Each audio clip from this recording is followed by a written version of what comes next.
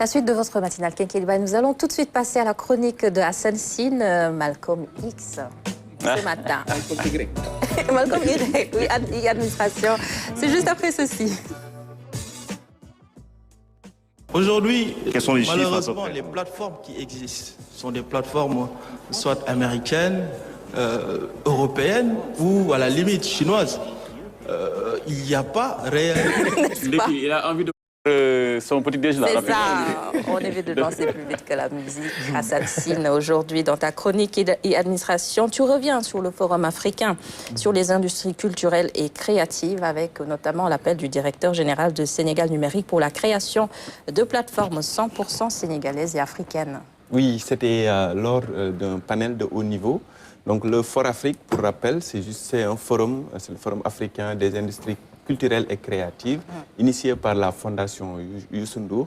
Et il y avait un panel de haut niveau où on parlait d'infrastructures numériques. Et naturellement, donc, la Fondation a eu un partenariat avec Sénégal Numérique SA. Et donc, c'est à cette occasion que le directeur général a lancé cet appel que je vous propose d'écouter. Ouais. Aujourd'hui, malheureusement, les plateformes qui existent sont des plateformes soit américaines, européennes ou à la limite chinoises. Il n'y a pas réellement de plateforme numérique qui soit africaine ou sénégalaise. Je pense qu'à ce niveau-là, il faut qu'on s'y mette. Il faut qu'on mette nos startups sur ces questions et qu'ils travaillent en tout cas à mettre en place des plateformes 100% sénégalaises, africaines. Et sur cette base, nous allons conquérir le monde avec ces plateformes en obligeant les autres utilisateurs à utiliser également des plateformes 100% africaines. On a mis ces infrastructures de la fibre optique, des data centers. L'État a pris en charge donc, ces infrastructures parce que c'est des infrastructures extrêmement coûteuses que peut-être des startups ou en tout cas des PME sénégalaises ne pourraient pas prendre en charge. Et grâce à ces data centers, notre volonté aujourd'hui, c'est que l'ensemble des données du Sénégal, en tout cas ça c'est notre objectif, puissent être hébergées au Sénégal. Donc ça c'est clairement donc une orientation quasiment irréversible de la part du gouvernement sénégalais pour vraiment garantir notre souveraineté sur ces questions. Parce que demain, si nous hébergeons toutes nos plateformes à l'étranger, je ne le souhaite pas, mais si l'ensemble des câbles sous-marins sont coupés, on est totalement isolé et nos contenus deviennent quasiment inaccessibles par les utilisateurs sénégalais. Donc ce qui est inconcevable. Donc je pense que cette orientation est claire et nous avons aujourd'hui assez de capacités pour en tout cas adresser les besoins du secteur culturel et créatif pour vraiment essayer d'adresser cette question.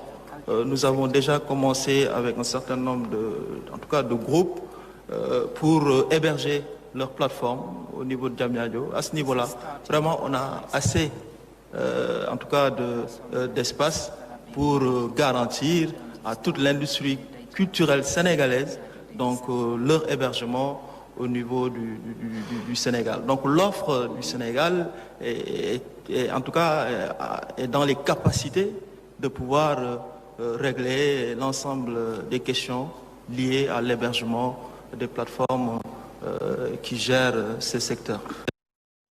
Alors Hassan, une nouvelle innovation qui conforte le Sénégal dans son élan de numérisation et de digitalisation, puisqu'on en parle.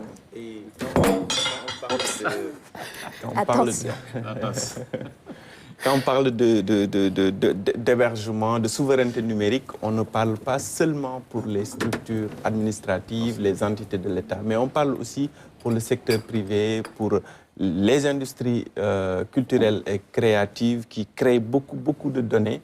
Et donc, je pense que c'est une étape importante de pouvoir héberger ces données ici au Sénégal en local pour la sécurité non seulement, mais aussi pour la disponibilité et l'accessibilité, parce qu'on ne sait jamais s'il y a une coupure entre deux continents, vous n'avez plus accès à vos données. Alors que si c'est en local, vous pouvez encore avoir cette chance de disposer de vos données. Et le Sénégal, comme beaucoup de pays d'Afrique, ont investi, comme l'a rappelé le directeur général, dans les infrastructures numériques qui permettent aujourd'hui de pouvoir en tout cas prendre en charge cette problématique de l'hébergement, mais également de l'interconnexion. Parce qu'on peut travailler dans une initiative culturelle entre Dakar et Hollywood. Voilà, et ça, c'est Internet qui le permet parce que nous avons les infrastructures pour cela. Donc, je pense que c'était ça le sens de son appel. Et puis, actuellement, on parle beaucoup de cyberattaques, de piratage. Comment, justement, ça se gère, ça se vit du côté de Sénégal numérique? Alors, effectivement, j'ai amené l'explication d'un expert de chez nous qui garde l'anonymat, hein, parce que je pense que les gens ne mesurent pas encore le côté sensible de cette affaire de cyberattaque, quelle qu'elle soit. Donc, ce qu'il faut dire, c'est que effectivement, il y a eu des tentatives de sabotage ces derniers jours avec des relents politiques. Et donc, tout le monde a indexé Sénégal numérique, ce qui est normal parce que nous sommes quand même l'entité de l'État qui gère les systèmes d'information de l'État. Mais il y a quand même des explications qu'il faut donner à travers, d'abord, l'ampleur qu'on a voulu donner à cette cyberattaque. Peut-être que ce n'était pas vraiment une des attaques les plus terribles qu'on puisse faire dans le réseau.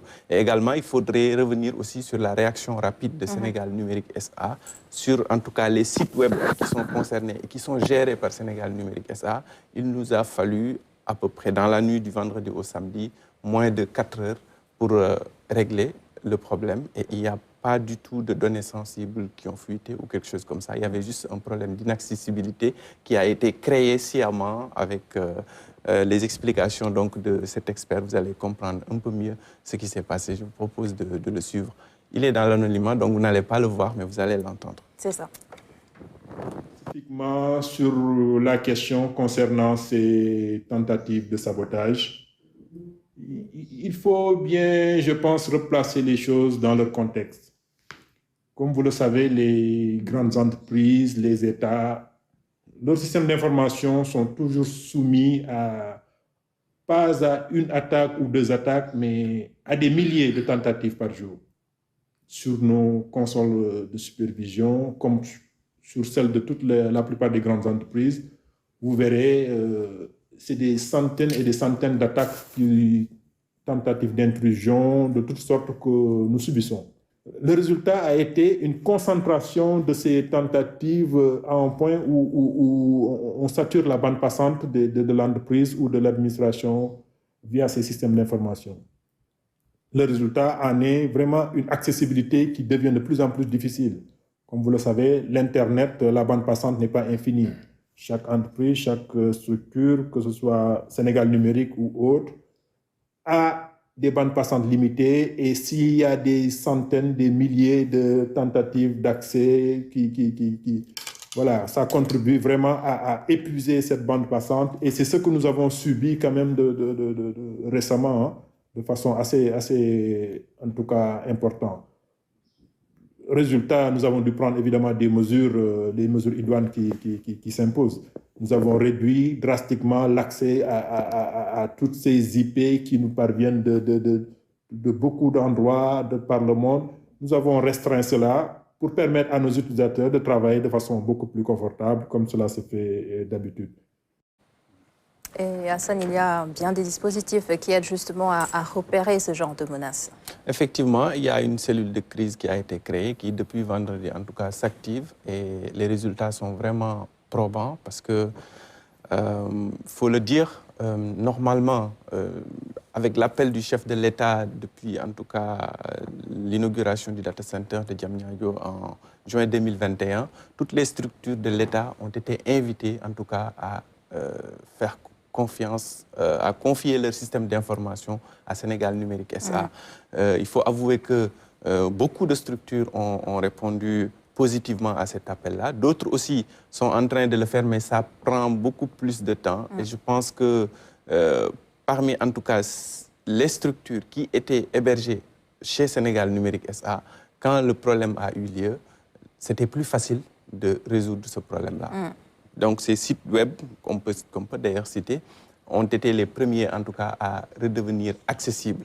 Donc c'est l'occasion d'inviter les autres structures de l'État qui n'ont pas encore répondu à cet appel, à cette invitation, donc de venir confier leur système d'information à Sénégal Numérique SA, parce que ça facilite beaucoup plus le travail quand il y a des cyberattaques comme ça. Et il faut le dire, hein, il l'a dit, des cyberattaques, il y en a tous les jours, et il y en a des centaines et des centaines. Oui. Voilà.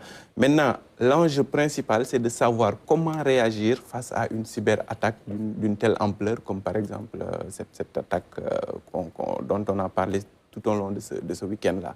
Et la réaction a été claire et nette. Il y a un communiqué qui a été publié dès le lendemain, parce qu'entre 19h, quand la menace a été mise à exécution, et 2h du matin, tous les sites qui étaient down ont pu redevenir accessibles. Les sites, en tout cas, gérés par Sénégal Numérique SA. Il y a d'autres sites qui ne sont pas gérés, qui sont de l'État, mais qui ne sont pas gérés par Sénégal Numérique SA. On a eu beaucoup plus de problèmes avec ces sites web-là.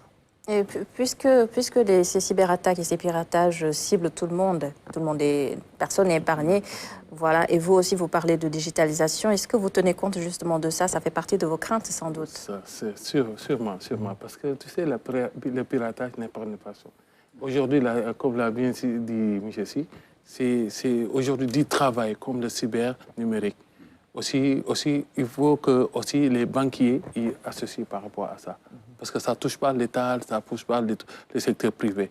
Nous aussi, on a notre façon de pouvoir sécuriser ça, mais quand même, on n'est pas laissé en rade par rapport à la piraterie.